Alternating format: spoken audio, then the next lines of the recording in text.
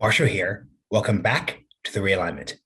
Everyone, welcome back to the show. Quick note before we get started. This show is part of our expanded coverage. It's possible because we've had, for the past month, so many listeners step up and subscribe to support the show via our Supercast subscription. So if you have not done so and you think that we're doing important work, want to contribute, help us build something better for media, for conversation, for all these bits, I would love you to go to realignment.supercast.com or click in the show notes in the description of this episode in your podcast player. You can give us $5 a month, $50 a year, or $500 for a lifetime membership.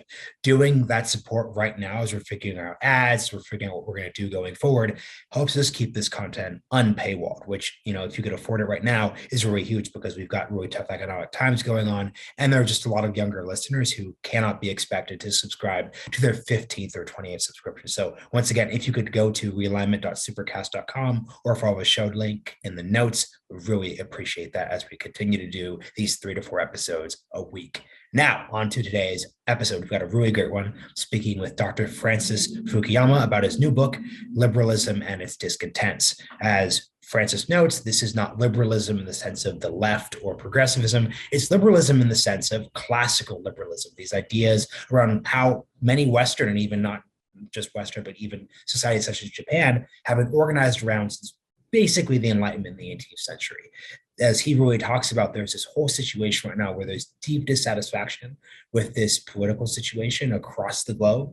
And he really ties this down to the fact that liberalism in its forms is not moderated enough. It's attacked by the left, it's attacked by the right. If you listen to our episode of Saurabh Umari, that's a guest who specifically came on last month to talk about his deep critique of liberalism. So Francis is coming on with his moderated version that could answer those critiques, once again, from the left and the right. You've probably heard of Francis Fukuyama before because he's, of course, famous for his 1989 end of history idea that happened as the Berlin Wall fell. We're not going to get into that today. It's a whole other podcast. But basically, the idea was that with the end of the Cold War, the fall of the Soviet Union, we're going to get into a world where history, defined as competition between different systems of government, between different ideas, would effectively be over. Now, obviously, as we're looking at the war in Ukraine, we're looking at these debates over neoliberalism and how best way we could politically organize ourselves. It's pretty clear there's a lot of debate going on. So if you want to learn more about Francis's work, I definitely suggest going into it because it's definitely something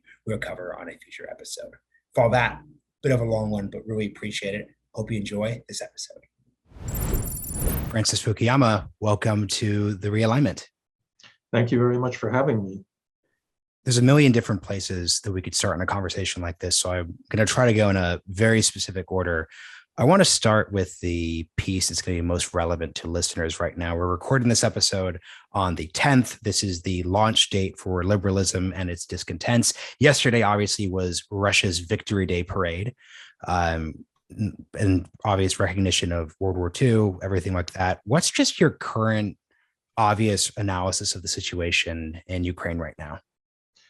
I think that Russia has lost the war. They started with this intention to overthrow the regime in Kyiv and to incorporate basically the whole of Ukraine into Russia.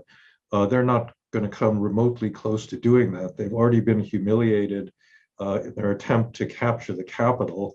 They've withdrawn from that, and now they're trying to push in the Donbass.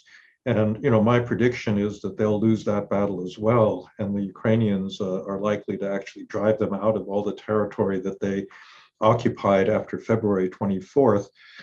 This really has a much larger significance than just for the country Ukraine, because this is something that I've believed really back since 2014, that Ukraine has become the frontline state in a global battle between democracy and authoritarianism. Putin back in 2019 gave an interview to the Financial Times where he said that liberalism is an obsolete doctrine, and he has an alternative to liberalism. And I think he himself sees this in these kinds of ideological terms, that he doesn't like the kind of self-government and freedom that Western countries enjoy, and he wants to prove that his system is superior, that the United States in particular is in long-term terminal decline. And were he to have succeeded in his original plan, I think a lot of authoritarians around the world would have keyed off of that and made moves on their own. Now they're stuck, being allied to somebody that looks like a pretty abject failure, and I think that's probably good for the reputation of liberal democracy around the world. You just said a lot of interesting things, but the thing I'm most interested in is how certain you are. You said the phrase "I predict." I do a lot of these interviews, and the recurring feature when one speaks to someone such as yourself is, "I don't like to make predictions. I don't want to make a clear statement." Well, I'm just curious, as an intellectual, how do you get over that urge not to make predictions when everything's being recorded, and there's this image, obviously, of someone replaying this someday if you're wrong? Well, I usually make all those caveats that you just alluded to. But in the case of Ukraine, first of all, I follow especially the military side of the conflict very carefully. A lot of people may not know this about me, but I began my career at the RAND Corporation, which was a think tank that was established originally by the US Air Force. But we did a lot of work for the Office of the Secretary of Defense and the US Army and so forth. And back in the 1980s, the subject that I looked at was the Soviet military. And so, I have some background in analyzing military affairs. And it struck me that, and it's also relevant to my political knowledge because I've been going to Ukraine regularly for the last 7-8 years. I know lots of Ukrainians because I've been directing a bunch of training programs for mid-career Ukrainian leadership programs. And I understand very well how committed they are to making Ukraine into a modern, uncorrupt democracy. And conversely, it seems to me that many of the problems that Russia is experiencing are directly related to its form of government. It's led by a guy that looks like a kind of crazed lunatic right now who sits at these 20-foot long tables because he doesn't want to get infected by his defense minister. And that kind of authoritarian decision making where you don't have checks and balances, you don't have to bounce your ideas off of other people, and you don't really have to be informed about what's going on in the rest of the world, I think is really at the core of this colossal mistake that Putin made by attacking Ukraine. He thought Ukraine would collapse quickly because Ukrainians actually believed that they were really Russians and somehow they were being held in bondage by the West. He didn't understand that they developed a very separate national identity, that they're proud to be Ukrainians. They didn't want to be Russians. But I think you can make a mistake, and don't get me wrong. I mean, the United States has made plenty of big foreign policy mistakes in recent years, unfortunately. But I do think that there's something that comes directly out of the nature of the regime that explains the magnitude of this particular mistake. And I just see that, the differences in morale ultimately are going to have a really big impact on the outcome of the war. And that's why I've felt, reasonably confident in predicting that the Ukrainians will succeed. One final thing to say is, I have a lot of conversations with friends in Ukraine, and they never say if we win. They're talking about when we win, we're going to do X, Y, and Z to rebuild our country, and it I think reflects a general self-confidence that they've got, and I think we ought to share that as well. I'm glad you brought up the systemic structural weaknesses in that system, because it gets to the broader topic here of liberalism. And it's the title, I say the title, and its discontents here, because as someone who interviews people and has these conversations, there's been this interesting shift over the past few months. I think your essay a few months ago probably, I think, was the start of this shift, where for the past 5 years, liberalism has just really been, let's just say, getting kicked around rhetorically. So Patrick Deneen writes, why liberalism failed, and President Obama selects it as one of his top books of the year. We just had Sohrab Ahmari on the podcast. He's obviously said I'm very anti-liberal, yet we're seeing in this case of this war, and then the domestic China example, which I'd love you to get into because you wrote a piece about this too, the weaknesses of these systems, which are very anti-liberal in their own senses. So could you speak about how what's happened with the COVID lockdowns in China, Shanghai, et cetera, that has exposed the dangers of that system domestically too? Sure. Well, first of all, we got to do some definitional work here, because the way I use liberalism is not the way it's typically understood in American politics, which basically means, left-wing progressive politics. I actually think that a lot of progressives in the United States have become illiberal in terms of freedom of speech and due process and a lot of other liberal principles. I'm not using it in a European sense where it's taken to mean a kind of pro-free market, center-right position. And I certainly don't identify it with libertarianism, which basically is opposed to the state, as such. In my view, liberalism is really about constraints on government.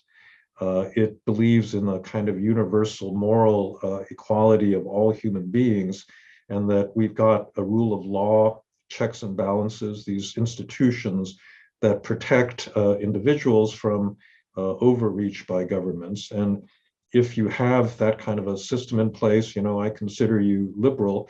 It's not connected to a particular economic policy. So in that sense, I think social democratic Sweden and Denmark are liberal societies because they protect those fundamental rights. Whereas, and even a country like Singapore can qualify as liberal, even though they don't have free and fair regular elections, because they do have a pretty strong rule of law. So that's the sense in which I mean liberal. And if you think about liberalism as constraining government power, you see that it has a lot of implications, for, among other things, foreign policy, but also domestic issues like the control of COVID. As far as I can see, China has been engaged in what I think is a ridiculous zero COVID policy. That may have been worthwhile early on in the pandemic, but at this point, when we're now dealing with an Omicron strain that doesn't get people all that sick, it makes no sense to lock down, one of your major cities with, 27 million people, which is Shanghai, simply in order to be able to boast that you don't have cases of COVID, and they're not succeeding in, doing any of that. But the problem with that policy stems from the fact that it's really decided by one man, by Xi Jinping. China used to be in the period from 1978 to 2013, when Xi took over, an authoritarian regime, but one that was pretty well institutionalized. They had a system of collective leadership where all the senior leaders had to get together and talk over things and, make decisions that they all agreed with. Whereas now you've got this personalistic dictatorship. And I think Xi is so much invested in zero COVID that, nobody dares to talk him out of the policy. And that's the reason that, people in Shanghai and other parts of China are suffering the way they do. So this all brings us back to why you need liberalism. You need constraints on executive power. And, there are lots of ways of constraining it. I think the most effective way is to have a real rule of law with an independent judiciary that has a lot of moral power to, prevent rulers from doing whatever they want. And that's really one of the fundamental fights now that's going on in the world.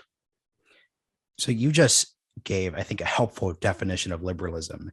I think most listeners, left, right, and center, hearing what you just said, are going to say, okay, who are the people with discontents then? Because that sounds pretty great. Who are the critics of the liberalism you're describing? Sure. Well, I think they exist on both the right and the left. So if we begin with the people on the left, because liberalism constrains power, it tends to be slow. It tends to be procedural. Liberals create a lot of rules because it is based on a rule of law. And, there's this tendency of law and rules to kind of expand willy-nilly over time. And I think that, progressives that are interested in social justice objectives get very frustrated. I was just in a discussion with some of my students, and they said, look, we have the financial crisis and all these, problems that were created by excessively concentrated wealth in the United States. And here it is, years later, nothing's happened. The same people are in charge. You have the same power structure, and our liberal politics isn't sufficient to really get to the kind of more radical policies that we think are necessary to cure this problem. So that's one strand of criticism from the left. On the right, I think quick interruption. Yeah, okay, I'm curious about this. When you think of left critics of illiberalism, oftentimes these critics of liberalism, these critiques will also apply to, let's say, corporations or private actors. Is your framework of liberalism purely based on state power, or can there be private institutions that can act in that way? Oh, sure. So I think that the state is the most powerful and therefore the most dangerous potential violator of people's rights. But I think that large corporations and monopolies also pose a danger. And I think that's, really the problem now, and with these big internet platforms that are really responsible for being the curators of political speech in the United States. I don't trust the government to curate that discourse, but I also don't particularly trust these large platforms either to take the best interest of democracy into account rather than their own bottom lines or simply responding to the kinds of political pressures that they're put under. So yes, I do think that freedom can be challenged not just by the state, but by other actors in society. So you were getting to the right then. Well, we had a Stanford working group on platform scale where we argued that the problem with the large platforms is their size and their ability to amplify particular voices and to silence other ones. And leaving this in the hands of profit-making private corporations is really not a solution.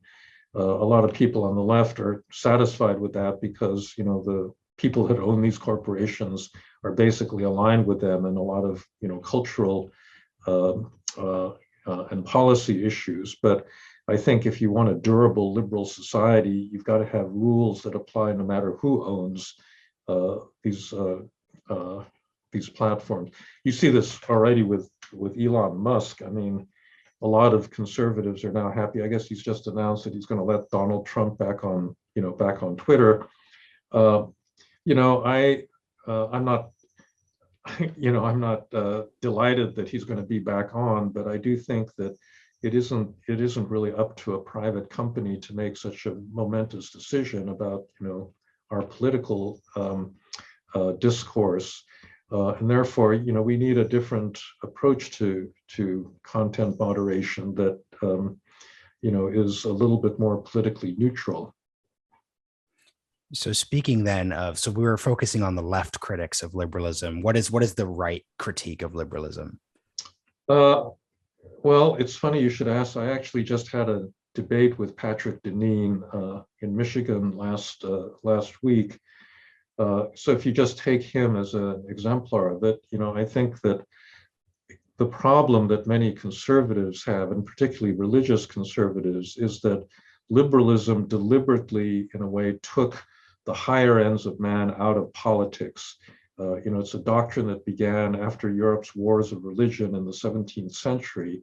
And what liberals said is, we're going to agree to disagree about the most important things as defined by religion in the interests of surviving. So instead of the good life, we're going to aim at just life itself. And as a result, in a liberal society, people pursue whatever aims they want. They're not all on the same page. And particularly with regard to, moral or cultural matters, oftentimes they disagree. And I think that, what's probably bothered conservatives the most has to do with issues related to family, gender, sexuality, and so forth, where you had pretty clear rules established for social behavior, but those have gradually been eroded. And I think what they would like to see is a return to, greater consensus. And, what's interesting about Deneen is when he wrote his book against liberalism, his solution was basically just to retreat into the Benedict option, to just practice your religious beliefs in private, in small groups and communities, which, by the way, I think is actually what a liberal society permits you to do. But he's now moved to a much more muscular position of, wanting to get the power of the state behind this, this single moral consensus, or as he put it, a teleological understanding of human ends. And I think that that's actually pretty dangerous, because I don't think we agree on, what the common good is and what the teleological end of man is. I think a lot of Americans would say there is no teleological. What does teleological mean? Can you Well, define it? it really comes out of Aristotelian ethics, the idea that there is a human nature that, over time tends towards a certain understanding of the good. In the hands of Catholic theologians like Aquinas, it really had to do with, a religious understanding of the ends of man and serving God and so forth. And that's a very distinct view of human purposes. And I would say the reason that liberalism appeared originally is that Protestants and Catholics couldn't agree on that teleology, and ended up spending 150 years slaughtering each other. So I think a lot.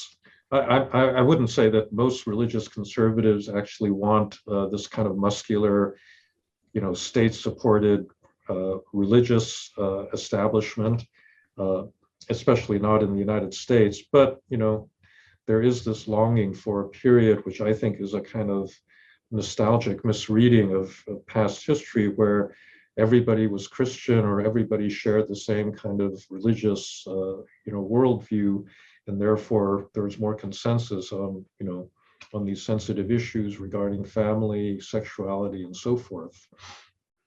We're going to pivot to democracy, but you said a word that I want to focus in on for a second, especially given your background as a person who studied institutions. You said the word consensus. And when you were talking about social media platforms and content moderation and what they look like, the public square debate, my argument against folks who seek to implement some vision of that comes down to the fact that there isn't actually a consensus in American society around what those platforms should look like. So you couldn't actually get to a consensus right now in terms of, we think that here is the bar that Donald Trump could cross or could not cross as president for getting kicked off Twitter. This is what the public square looks like, et cetera, et cetera, et cetera. And I think this is borne out in polling. But consensus is something that we should want. It's what enables liberal societies to function. How does a society get to a consensus on contentious issues? Is it merely a matter of one side winning? Is there a moderation? How does that tend to work, you think?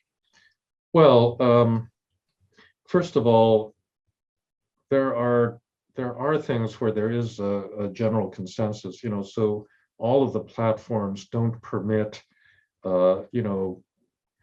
explicit forms of violence to be shown, or, really gross, content, that most people would, in fact, I mean, if they didn't do that kind of content moderation, nobody would let their children watch the internet. No explicit pornography, on Facebook or Google, or, this sort of thing. So there is consensus on a certain range of issues, but you're absolutely right that on a political question like should Donald Trump be allowed on Twitter, there isn't consensus. And what our working group decided in the end was that, the basic principle, liberal principle of freedom of speech meant that actually you had to preserve that diversity of viewpoints, because that's critical to a liberal society. You don't want everybody to agree on everything. You want consensus around the basic rules of the game that people should, be allowed to express their views, but you're certainly not going to demand that everybody believe the same thing. That's not the point of a liberal society, and that's not the point of rules about freedom of speech. The problem that the platforms pose is not that they give a voice to opinions you don't like. The problem is their ability to amplify. So they can take a particular point of view and spread it around the country in a nanosecond, in a way that legacy media was really unable to do. And it's that amplification capability that you really need to worry about.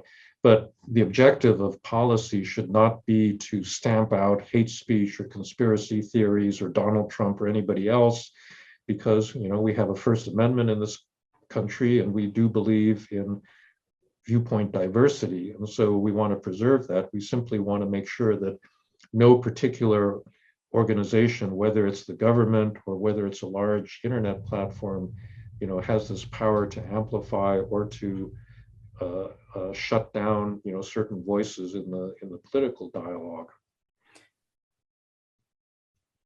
This gets to the dynamic you're describing is interesting to me because in a piece that you wrote, I forget the name, right after the invasion of Ukraine started and when things started to go well for the Ukrainian forces, you spoke about increasing cynicism around democracy. You spoke of how the successful repelling of the invasion could actually serve to get us out of a funk. And when you're describing diverse voices, a lack of consensus, but that necessarily being a good thing because you don't want to just have someone stamping everyone to hold the same viewpoint. I agree to all of those points, but that basically describes the United States right now. There are all these sets of issues of all these different diverse sets of viewpoints, yet people, especially younger people, I'm sure you encounter this in your students to the example you gave about the post-financial crisis era, feel cynical about democracy's ability to actually implement or actually do anything. So can you just talk about the dynamic there between, I think we want in the abstract, the diversity and a lack of, forcing views, but there's also this draw to have folks say, no, but we want something to happen. Yeah, so the problem right now is a complicated one. Liberal societies in general, as I said, are slow to act because they're very procedural. They want to be fair to people. They want to, allow time for debate and discussion, and then, interest groups begin pushing for things that they want, and there has to be a political system that takes all those inputs and gradually moves to consensus. So that's just given in any liberal society. The problem in America right now is that overlaid on top of that system is an extreme degree of cultural polarization and political polarization that makes, the kind of bipartisan deal making that had characterized Congress and the American system through much of the 20th century, really difficult. And so, one of the most basic functions of any government is to pass a yearly budget, hopefully a responsible budget. But, Congress has been repeatedly unable to do that and gone into shutdowns and, these very bitter debates where you couldn't get a budget out, and certainly not under regular order because the body was so polarized. And there's a whole bunch of policy issues right now that, basically can't be solved because of that polarization. Immigration, I think there's actually a fair degree of consensus in the public in general as to what a sensible immigration policy would look like, but that polarization in Congress prevents anything from happening on that front. And so it's not just people on the left. It's a lot of people are very cynical about the system since it has been gridlocked in this fashion. And so that's both a consequence of the checks and balances inherent in a liberal order, but laid on top of a highly polarized underlying society means that nothing does happen. And I think that's really that's been our problem for for some time now. And that's why I want to go back to your claim, which I agree with at an intuitive level, I'm just interested in the order of operations here, that the successful repelling of the invasion of Ukraine could actually help us get out of the funk. Because when I the funk of cynicism and like a lack of faith in democracy, I'm sure you see the Pew polls that come out every other year saying that young people no longer care about democracy. Insert all those different statements there. Because when I look at what happened in Ukraine and what's happening in Ukraine, I'm obviously jazzed about it, to be super colloquial. But if I think to my peers, they don't see a tie between what's happening on the battlefield near Kyiv and the, like you said, interest group capture, the lack of ability to deal with cultural and political polarization. Help explain the tie, or maybe there isn't a tie. Well, no, there's no direct tie of that sort. I think the tie is the following, that you have a lot of populist politicians around the world that really have been very sympathetic to Putin. So that includes, Marine Le Pen in France, or Eric Zemmour, the extreme right-wing candidate. That includes Viktor Orban in Hungary. And it also includes Donald Trump, who, as far as I can see, has not managed to say a single critical word about Putin or the Russian invasion or anything connected, to what's happened.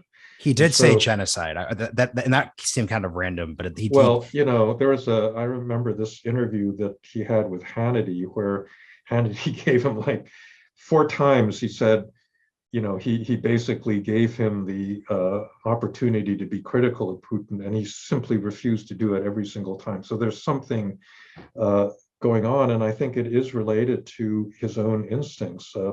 When Putin recognized these republics, these so-called republics in the Donbass, Trump's immediate reaction was, that was brilliant. He just went and did it. I wish I could do something like that, on our southern border. And I think it's indicative of the instincts of a lot of populists, which is that they really don't like liberalism. What they don't like about it is the fact that it constrains them. They say to themselves, I was elected, I'm the voice of the people, I'm carrying out the people's will, and here's this judge that's telling me that I can't do something that I want to do, or here's Congress that won't appropriate the money for my border wall, or something of that sort. And the reason they admire Putin is that he doesn't have to worry about these kinds of checks and balances. And so I think that if the defeat of Putin also ends up discrediting all of the people that seem to like him, I think that's going to make our, politics better, because I think right now the clear and present danger to American democracy is coming from, that extreme right. Now, there is also a left, a progressive left, that poses, I think, a longer term cultural threat, because they're also intolerant in many important ways, and they're very big in a lot of cultural institutions. But I do think that the immediate threat really is coming from the extreme right in the United States, and therefore you defeat their patron saint, and it's going to reflect on them. Could you, and I'm sure I'm sure I'm channeling your students when I say this. Could you speak to what you see as the long, because I agree with you about the long-term cultural threat of the left, but I think the immediate audience advocate in me thinks, what are you talking about? It's the right that wants to possibly do an IUD plan, ban, repeal Roe v. Wade, et cetera, et cetera, et cetera. So, what would you identify the long-term cultural threat as relative to the current stakes? It really has to do with a kind of intolerance of, other than progressive views in certain cultural settings. I don't like to use all these terms that we've been using about wokeness and cancel culture and so forth, but living in a university as I do, it's clearly there that this is not the use of state power to silence voices. It's the use of social pressure to make it very difficult to have serious conversations about a lot of issues. It is limited because it really focuses on, these questions having to do with civil rights, and particularly, issues related to race, ethnicity, gender, sexual orientation, and so forth. But having kind of frank discussions about that is really difficult in many cultural spaces, not because of the government, but because of the pressure from other people. And I think social media really makes this problem worse because it's very, very easy for people to pile on to an expression of something that they don't like, but they don't have to spend much time actually engaging with the point of view, or they simply have to hit the like button or the dislike button, and they think they've made a contribution to discourse, whereas actually they've probably just exercised something more like mob rule. I want to get back to the discussion of populism then, because I 100% understand and actually agree with your point around the weird. It's not weird because it makes sense at an ideological level, but the international populist politician sympathy towards Putin. I'm curious about how you think of the role of populism in Western, specifically American domestic politics, because the New York Times did a great profile of you and your book, and it basically talked about how what you really see is critics of liberalism have identified these overreaches by the left and the right. And the question is, without populism, how does one check that overreach? So without, let's say, William Jennings Bryan, without even Trump in 2016 bringing the China issue to the forefront, how can we reform liberalism without, maybe you're not proposing to not have populism, but how does one go about reforming the system without that instinct? Well, it seems to me the normal democratic process gives you an avenue for reforming the system in a more serious way without blowing this whole system up. I mean, that's my real objection to Trump and Trumpism, is that they're not actually proposing serious ways of reforming what's wrong with the system. They're doing things that will basically undermine the system in the hopes that something will emerge down the road that is more to their liking. Well, okay, let me give you just a really concrete example of this. So at the end of the Trump administration, they issued something called Schedule F, which basically would have put all existing federal civil servants on at-will hiring and firing. And I think what was driving this in Trump's mind was he didn't like Anthony Fauci, but he couldn't fire Fauci because he's protected by civil service system. And a lot of Republican governors, at a state level, have been pushing for this kind of discretionary ability to hire and fire. Now, there is a reasonable version of that, which is, basically that public sector unions have made it extremely difficult for managers in the public sector to discipline incompetent or poorly performing workers. This is a big issue, with a lot of teachers' unions around the country and so forth, that you can't improve school performance because you can't get rid of anybody, right? So there's a reasonable version of this. But, the unreasonable version is the one that was just articulated by J.D. Vance, where he said, if we come to power, we're going to basically fire all civil servants. And when they say, you can't, when a judge says you can't do that, we're going to say, you try to stop us, the way he claims Andrew Jackson did back in 1828.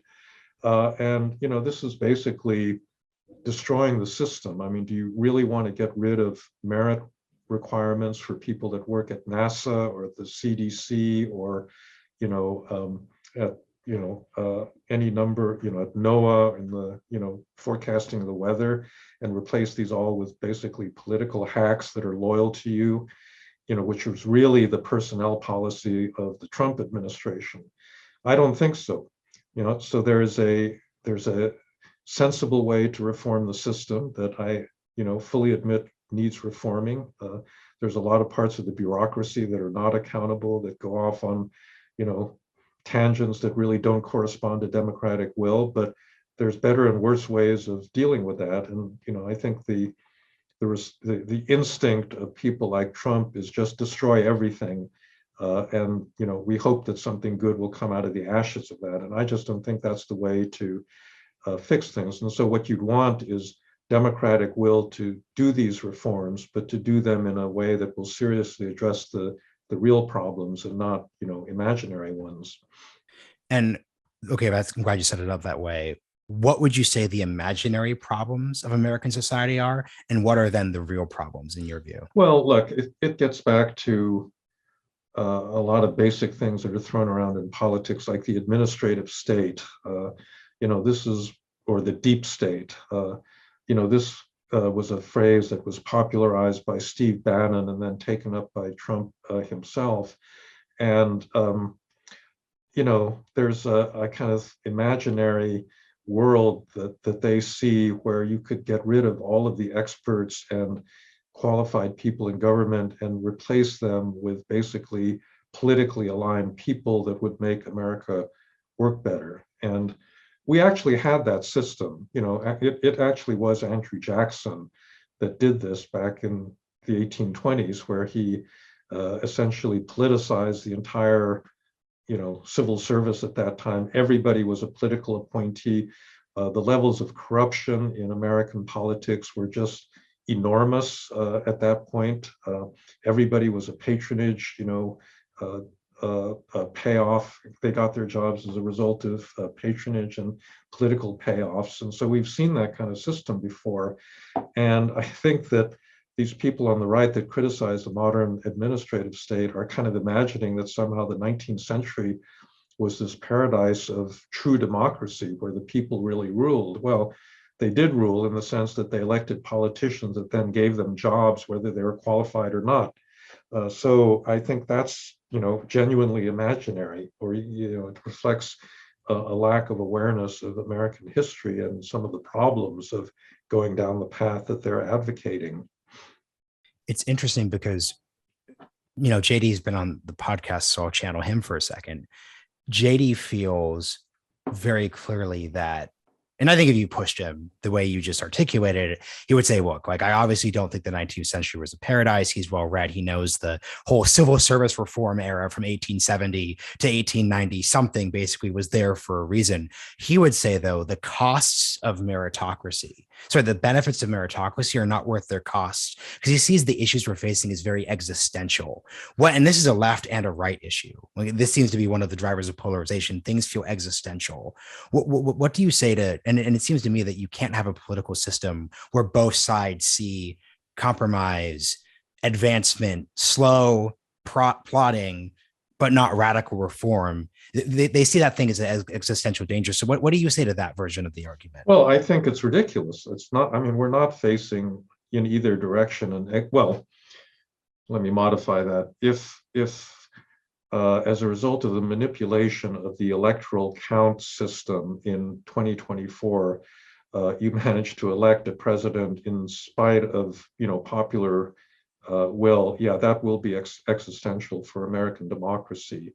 But short of that, I think this whole rhetoric about existential threats to our way of life is really what's propelling the polarization. It's grossly exaggerated. So just again, to give you an example from my debate with Patrick last week, he kept complaining about tyranny in the United States. And I said, well, Patrick, explain to me exactly where the government has been acting in a tyrannical fashion that really threatens your way of life. And thought about it for a while. He came up with an example of some nuns that were being forced to sell contraceptives or offer contraceptive services. And, okay, so maybe that's wrong. Maybe that's a bit of bureaucratic overreach. But, we got an example of real tyranny, right? As we speak, the Russians are forcibly removing, it looks like tens of thousands of citizens of Ukraine and sending them to camps somewhere in Russia where they're just going to disappear for the rest of their lives. So that's real tyranny.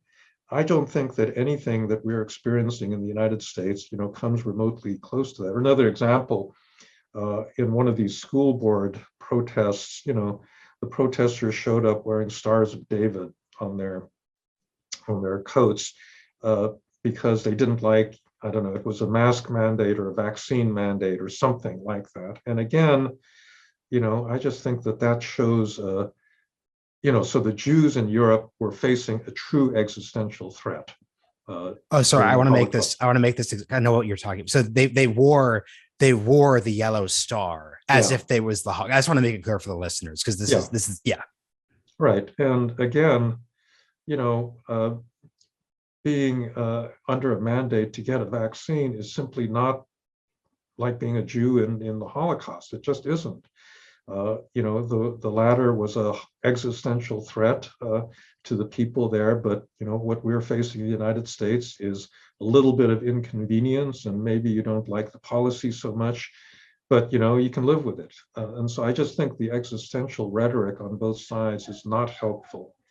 It greatly exaggerates the kinds of harms that we are potentially facing, and it feeds the polarization, because if you believe something is existential, you're going to take extreme actions that will then you know become a self-fulfilling prophecy, because it's going to trigger extreme actions on the other side. And I think you're sort of seeing that with the kind of potential escalation in actual violence, coming out of the George Floyd protests, and then people arming themselves to counter the protesters and so forth. That is not a healthy way for a democracy, to exist.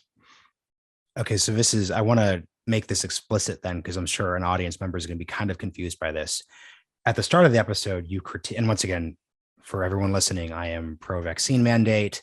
It's my bias. I am pro-lockdown up until some period in 2021, but you critiqued China's lockdown policy today. Mm-hmm.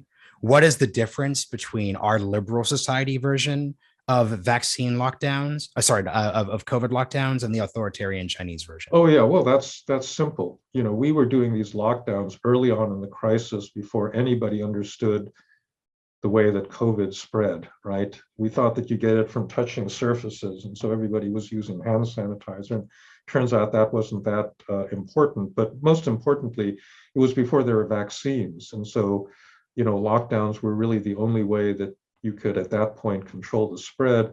But once the bulk of the population got vaccinated, and as the virus kept mutating into less and less deadly forms, the lockdown just made a lot, it just didn't make sense anymore. And so it was perfectly reasonable that we would accept a greater degree of risk by opening things up, because the economic costs of the lockdown are very great.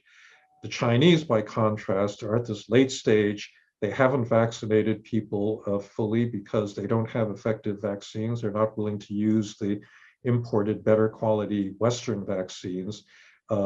But even so, the economic cost of locking down a city of 27 million people is enormous for very, very little benefit, because Omicron just isn't that deadly. So it makes no sense for them to do it at this point. And I think it would make no sense for an American city to go into a lockdown, because just at Stanford in the past week, we've gone from like 18 to 380 COVID cases. So half of my students have to quarantine because of this. I'm not sure that that's such a sensible policy, because at this point, COVID has become, it generally is more like the flu. When conservatives said it's just the flu back in March of 2020, they were wrong about that. It was much more deadly because of the lack of vaccinations. But today, that's actually a reasonable position to take. So that's what I think the difference is. No, and once again, the key difference is we can easily get on this podcast recording and talk about whether we disagree with the COVID policy or not. There's a very meta level conversation that I think is important to note there for listeners. So for this last section, I want to focus on my favorite line in the essay you wrote, or more like the blog post you wrote towards the start of the invasion, where you referred to this invasion as providing an opportunity to revive the spirit of 1989. I was born in 1992, so obviously I wasn't there for the events described. But can you, from your perspective, like what was the spirit of 1989? Well, it was quite remarkable. I was working in the State Department that year, and everybody had assumed that European politics was frozen. because we had experienced a Cold War that had really begun in the late 1940s. And, we all assumed that the Soviet Union would be there forever, that Europe would be divided forever, that Germany would be divided. And then beginning in the spring of 1989, you had a refugee crisis where people were fleeing East Germany.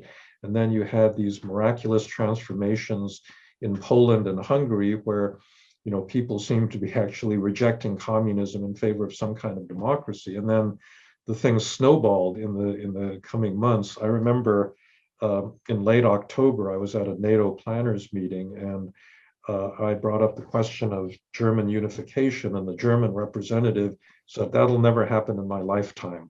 And then, roughly 2 weeks later, the Berlin Wall comes down and Germany actually unifies. And so there was this just unbelievable sense of disbelief that things could actually be this good.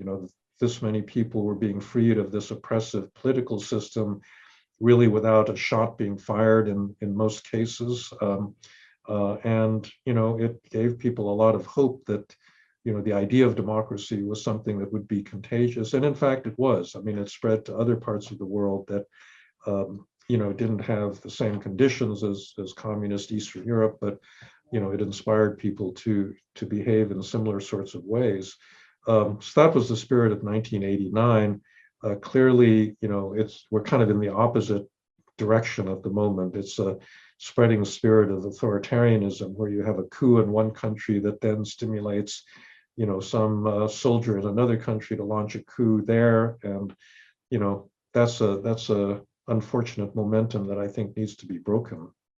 The key takeaway I took from this book and various reviews is this idea of needing to, like, once again, to quote the Times, like, moderate liberalism. And when you talk about the spirit of 89, and once again, when you're talking about moderating liberalism, you're speaking both domestically. So if you explicitly refer to neoliberal market economics transcending just the obvious fact that the market-oriented economy is most likely the most logical form and fashion to organize a society, to treating this as an almost religious invocation, which you could then see manifested in the 2008 financial crisis.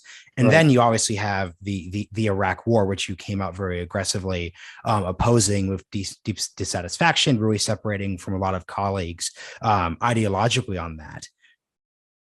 Both cases, domestic economics, foreign policy, overreach.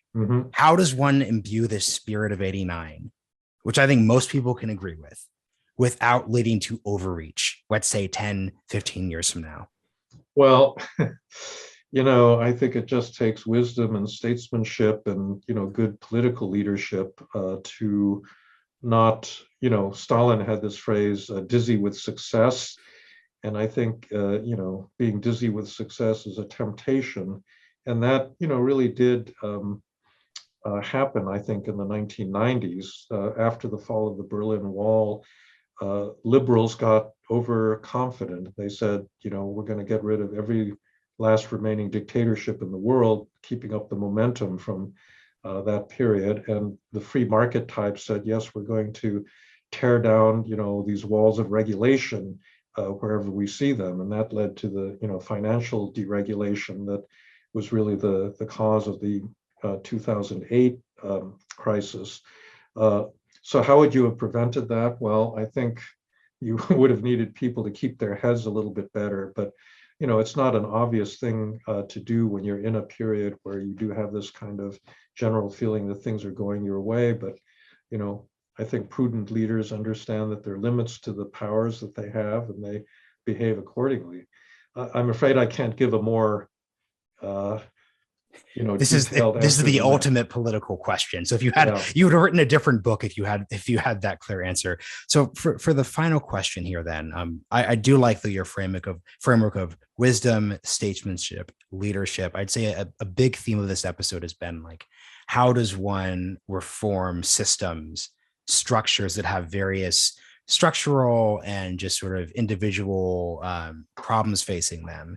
I'm curious, there's another funny line from the New York Times piece was the fact that your 2-volume series on institutions covered 50,000 years of history. You quote may have overdone it on the research side.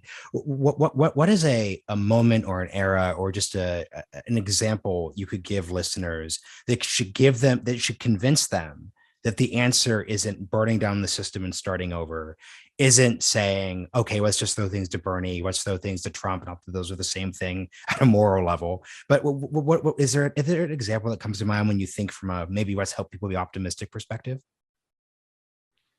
I think it helps to think back to other liberal societies and their successes and what made them successful.